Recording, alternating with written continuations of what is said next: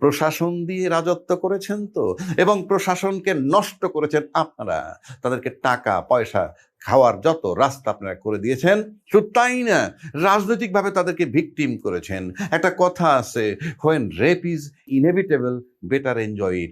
ধর্ষণ যখন নিশ্চিত তখন তাকে উপভোগ করা উচিত, এর একটা কথা আছে। এটার মানে হচ্ছে রাজনীতিবিদরা করাপ্ট করেছে প্রশাসনকে।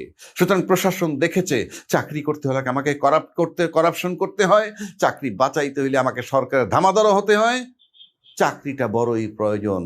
সুতরাং আমরা খাই, সমস্যাটা কোথায়? আওয়ামী লীগ সরকার পতিত হওয়ার পর ইউনূস সরকারের শুরুর দিকেই বলেছিলেন যে বিচার না হওয়া পর্যন্ত তাদের যে মানবতা বিরোধী অপরাধ তারা করেছে সেটা বিচার না হওয়া পর্যন্ত যাবতীয় কার্যক্রম স্থগিত থাকবে, এই ধরনের একটা কথা